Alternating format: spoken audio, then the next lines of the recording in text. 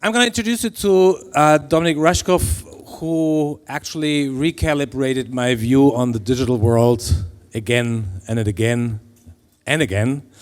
It started all with a book called Siberia, which came out in 1994. And back then it was really amazing to see somebody to look at the digital world. Is it true that Siberia actually came out late?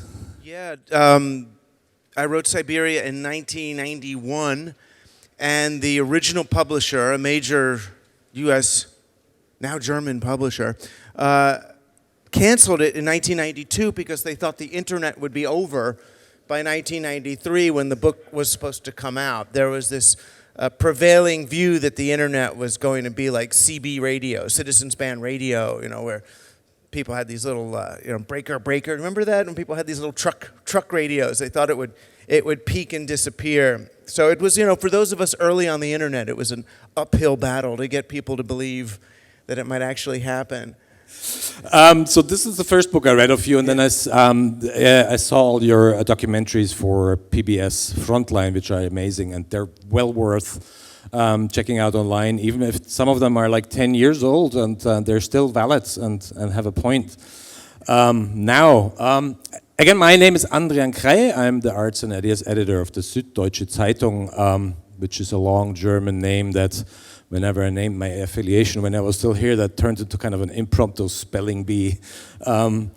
Actually, in recent weeks, that changed a bit. You're going to hear from the man who actually changed that a little bit later in the morning session. That's Wolfgang Krach, our editor-in-chief, who's the man behind the Panama Papers. That's a story that started actually a year ago, but we're going to start with a story that started 1,000 years ago, and that's what I really like about your book, Throwing Rocks at the Google Bus, that it starts 1,000 years ago and puts digital business into that perspective. So why did you start it 1,000 years ago? Well, what I was trying to do was just figure out why so many VCs and founders and business people and even policymakers were so clueless as to the idea that there's an economic operating system. Everyone seemed so willing to disrupt one industry or another, but then the rules they were using, this whole idea of, raise a bunch of money, pivot to something that has a scorched earth monopolistic policy to it, and then, flip the company. Where did that start, and why was everyone choosing that model? And, in order to do that, I believed, because we're in a digital age, that I should take a programmer's eye view, a programmer's perspective on the business landscape. And if you're going to take a programmer, a hacker's view, you have to look at, well, what is this operating system? When did it start? Who put it in place? Who programmed it? And what were their intentions? And I had to look back then at, all the way at the invention of central currency and the invention of the chartered monopoly, the proto-corporation, to see what are the underlying rule sets. Why are they so biased towards growth and extraction rather than circulation of revenue and creation of value? And so I had to go back to that, to the original peer-to-peer economy that was emerging in the late Middle Ages after the Crusades, when people came back from the Crusades and they started trading things. They brought the technology of the bazaar back from the Arab empires, and they were trading. They had local currencies, market monies, sorts of money that we can't even barely imagine today, but money that really expired after a day or after a week because it was more like a poker chip. So it was optimized to promote transactions at the bazaar, and people got wealthy. People started to get really wealthy in the late Middle Ages. The peasants became what we now call the middle class, and it was great for them, but terrible for the aristocracy, who hadn't worked in 1,000 years and was used to having the masses very dependent on them. So it was they that really put into place these two innovations. One was the chartered monopoly, which said nobody is allowed to be in business unless you're one of the few chartered corporations of the monarch. And two, no one is allowed to use currency that's not borrowed from the central treasury at interest. That's when we got central currency. And those, if you look in terms of media and technology and inventions, everything that happened then was supporting this idea that people would now work for companies by surrendering their time rather than working for themselves, creating value. That's when we put the clock up on the tower in the middle of the town, and that's when we had employment and wage labor. And it was fine as long as we had an economy that could grow. That's really what I saw. As long as we had 600 years of colonial expansion in all these other places, these various countries that everyone's from, where as long as you had India and China and South America and Africa and places to grow into, it was fine having an interest-based, growth-based currency. But what happened really was around Eisenhower's time, right after World War II, when we had expanded too far, and it was like, oh my gosh, all these colonial powers are pushing back, where are we going to grow? Vannevar Bush wrote that great essay, where, as we may think, and Eisenhower's technologists argued to him, don't worry, there's more room for expansion. We may not have physical room on the planet, but we have a kind of a virtual surface area thanks to technology. And thus we've started to really colonize human attention and human time rather than physical regions, but we've ended up with a dot-com or a digital economy that's based really in amplifying and extending these, what I would argue are obsolete printing press era industrial strategies. What we're getting is industrialism on steroids, digital industrialism, instead of a genuine digital economy. Let's back up quickly 1,000 years again. The original intentions for central currency and charter corporation, what was the original intention and why did they put them in place? The original intention was to stem the growth of the peer-to-peer economy. People were starting to trade laterally. They were becoming less dependent on the lords and the proto-monarchs who had always run things. So that peer-to-peer economy, that organic growth economy, had to be stopped. So if you establish charters, laws that say nobody is allowed to do business in the shoe industry unless they work for His Majesty's Royal Shoe Company. Nobody is allowed to do business in the British East Indies unless they are part of the British East India Trading Company, then you can monopolize that business. But what we monopolized then by law, we monopolize now by code. Right? So you have Amazon moves into the book business not because they love books. It's not because they're trying to serve authors and promote the exchange of value between everyone in the book industry. It's because it was low-hanging fruit. Believe me, I was in the book industry, I know. We were a terrible little industry. We survived. We were a sustainable industry, but we were not a growth industry, so we were a really easy vertical to go into and completely dominate. But to own that monopoly, you don't own a monopoly in order for it to flourish. You own a monopoly, you take over a monopoly, you establish a platform monopoly in order to leverage it to go into another vertical. So you take over books to then get into merchandising or cloud computing. Uber doesn't take over ride sharing because they want to own the taxi business. Right? That their valuation is not based on the taxi business. They don't care about that. What they want to do is monopolize the taxi business so they can leverage it into drone delivery or logistics or whatever other robotic cars or some other business. So this is the scorched earth tactics of very old style colonialism, and we're using it not because it's good business, but because this is the only model we remember. That's why we've got to deconstruct it. But you put this all in the perspective of 1,000 years and it becomes this one great continuum. But you also talk about the big shift in your book that's happening basically right now. Right. So what is the big shift right now? Is that kind of a disruption of history, or is it just the consequence of history, the big shift, as you Depends say? which side of disruption you're on. If you're one of the disruptors, then you're being disrupted by what I'm talking about.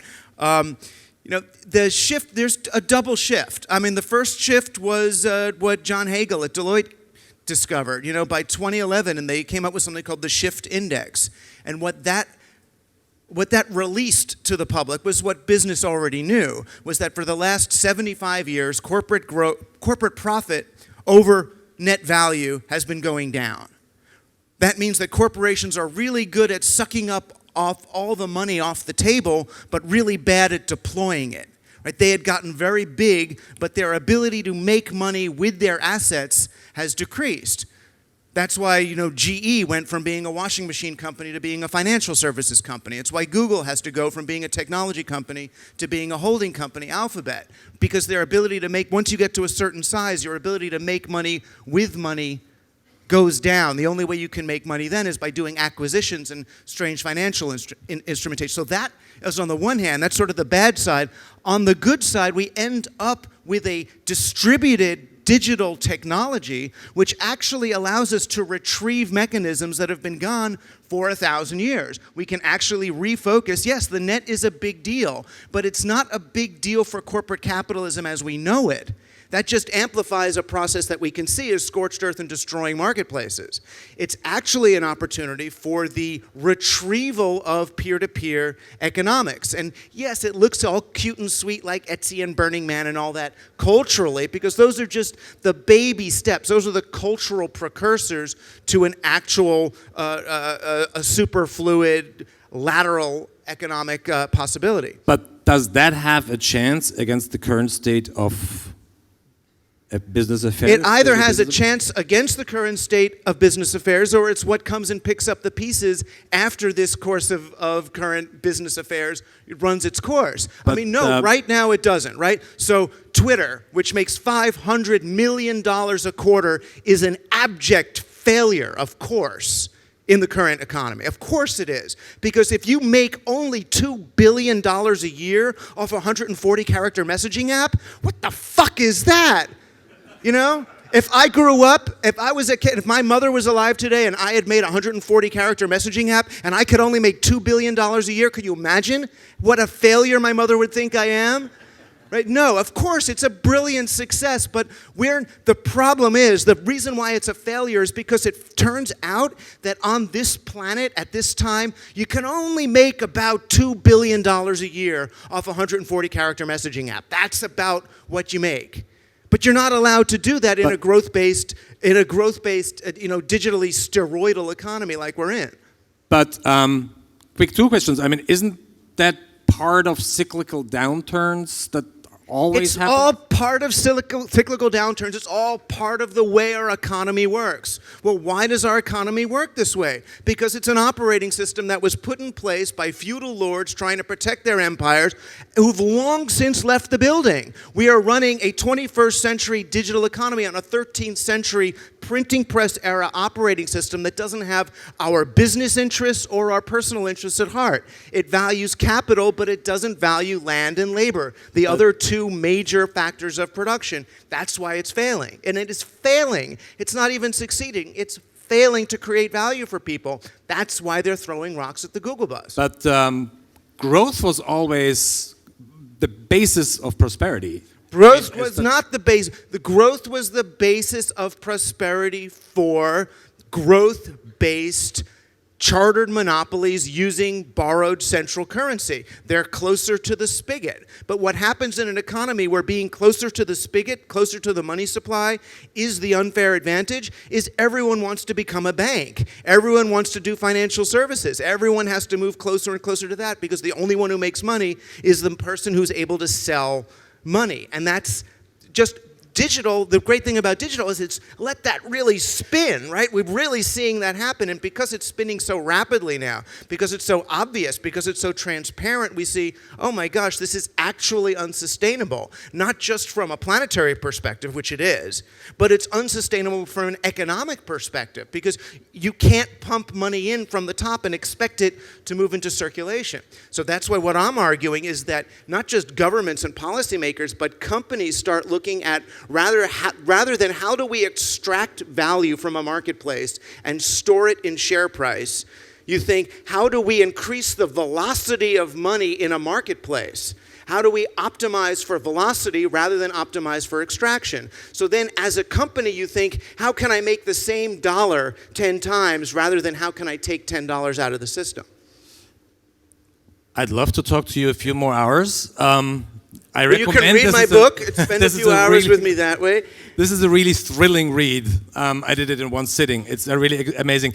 But since we're the opening act, if we go over time, this whole day is turning into tomorrow, and everybody wants that always, but not now. And one more question. Yeah.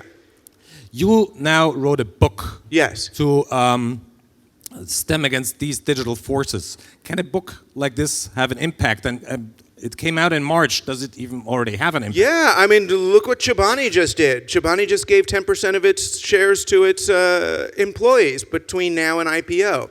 It's exactly what I've been advising in the book, that people said, oh my God, no company would ever do that. I mean, of course, Uber should do that. Yes, it's having impact. The thing I'm asking people is not for their $20 to buy the book. The hard thing for people to give is the 4 hours that it takes, or 5 hours for most of us, to read a whole book.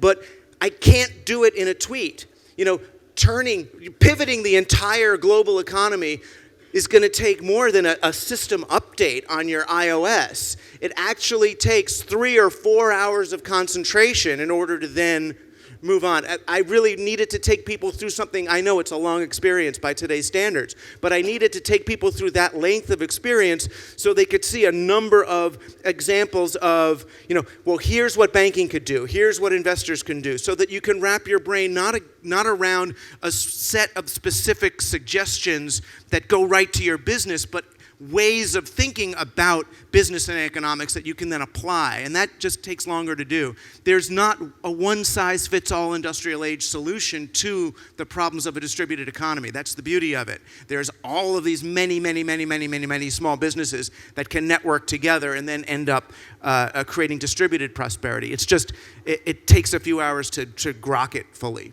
It's a harsh reality you describe, so one yes or no question at the end. Is there hope? There's always hope. I'm not optimistic, but I'm not. I mean, because oh my God, just look at American politics. But there's always hope. Just don't look for hope up there, right? We have to start looking laterally. We have to look across at one another, and then there's tremendous hope. Ladies and gentlemen, Douglas Rushkoff. Thank you.